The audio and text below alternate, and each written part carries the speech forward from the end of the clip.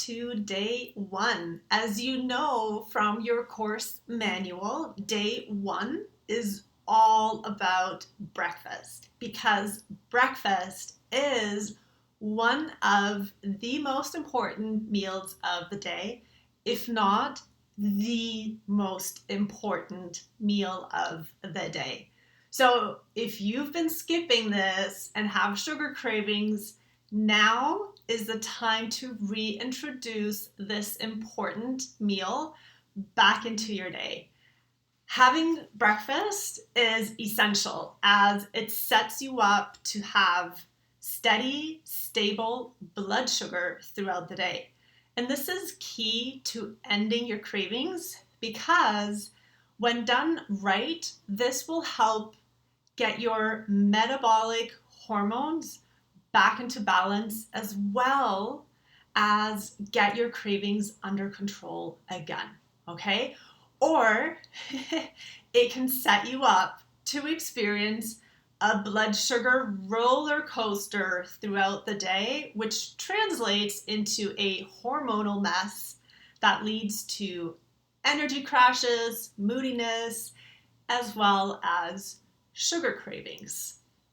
So, your assignment for day one is simply to pick one of the breakfast options that I provided to you in the recipes that came along with the manual.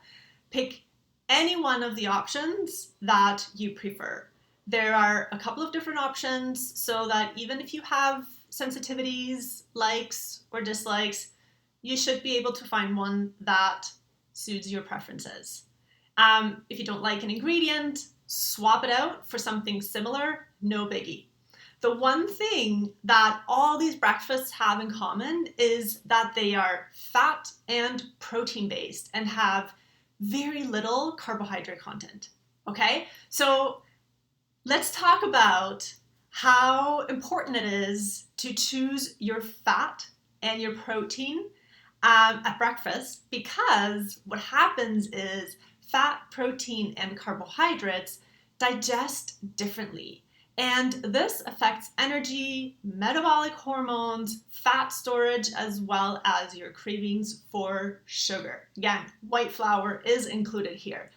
So I don't want to get too sciencey or too macronutrient based here because that's not what this is all about. But I do want to give you a little bit of background on how food works so you understand what's going on, because I want to set you up for long-term success. Okay? Here we go. All food is made up of three macronutrients. We have fat, we've got protein, and we've got carbohydrates or carbs. And foods are either one of these or they're a combination of these. So these macros are used for different things in our body as well. And it's really important that we understand exactly what they're used for to be able to pick the right foods to balance our metabolic hormones and get rid of those unwanted cravings, okay? So let's start with fat. Fat is used for hormones, okay? It's used for your brain. It's used to make sure that food is satisfying and keeps you feeling full longer, as fat takes about 3 to 4 hours to digest, okay? Now, protein. Protein is structural and it builds your skin, your hair, your nails, your immune system, your gut lining, and so on and so forth, okay? It's also really important for metabolism. That's why a lot of, if you've probably done your fair share of weight loss programs, and a lot of them are probably really focused on eating a lot of protein, okay? So that's because protein does support your metabolism. Now, proteins digest a bit quicker than fats at about 2 to 3 hours, okay? Now, last but not least, carbohydrates, or as we like to call them, carbs.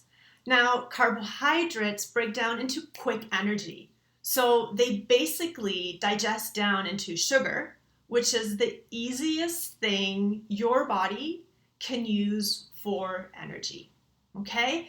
And because it's the body's easiest source of energy, it's also the body's preferred source of energy. Okay?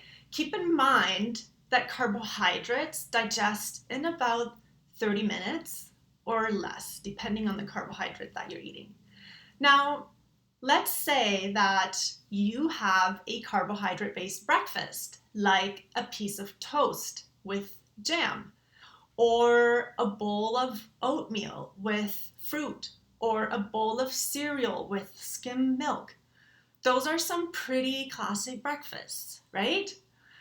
You might even have a fruit smoothie with yogurt and some juice in it because it's super healthy. So pretty straightforward breakfast options, right? What happens is that your body digests that whole breakfast really quickly because it's carbohydrate heavy. And we said that those digest in about 30 minutes or less, okay? And pretty much all at once, meaning all of those sugars that those carbohydrates break down into hit your bloodstream all at once. So once the carbs hit your bloodstream, your body sends insulin, and insulin goes and picks up those sugars. Let's call it glucose if we want to be really fancy. And insulin's job is to deliver those sugars, that glucose, to the working muscles so that those sugars can be used for energy. Okay? The problem is that that's a lot of energy being delivered all at once. Okay? When all that energy is attempting delivery, the muscles go, I don't really need all that energy because, I'm just sitting in the car on the way to work and I'm at my desk all day reading the paper and scrolling through my phone and so on. So insulin does what insulin does best. And it stores that energy that we consume through our breakfast as fat for you to use later. Okay? Insulin is your fat storing hormone. That's right. So insulin, we usually think about it like diabetes and all that, but insulin is your fat storing hormone. And the thing is, we won't be using that stored energy from our breakfast later because we're going to eat more carbs and give the body even more energy to store as fat.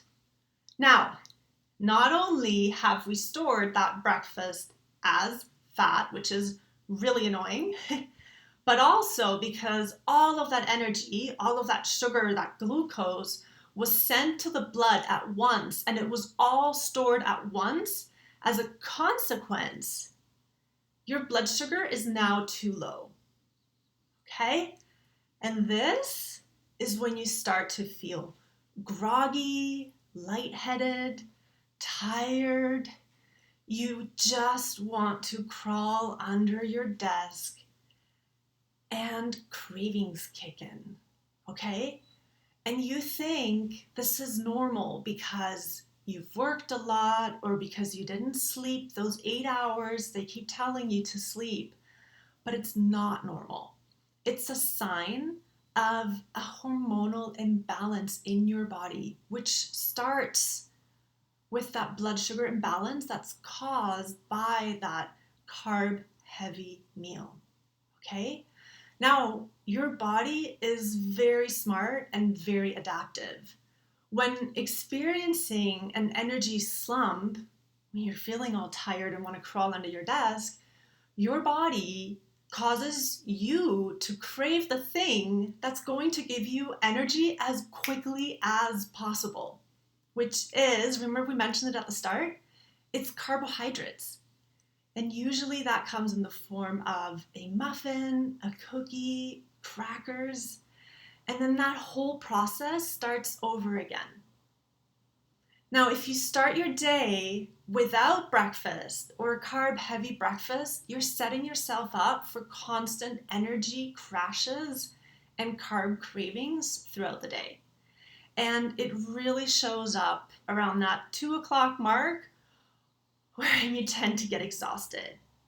Okay, now a lot of you reach for coffee at that time because you're just like, oh, I'm tired, let's get some coffee to pick me up. And your willpower is still strong and you resist the urge to have cravings, but those cravings are just gonna show up later after dinner when you get home. Okay? So instead of having you go through all that, what we're going to do is we're going to keep carbs to a minimum at breakfast time. Okay? Super simple. We're going to stick to fat and protein because then we have slower digesting foods that release little bits of energy with little bits of insulin coming in and taking little bits of energy to the muscles. And then the muscles are able to use that energy because it's a manageable amount.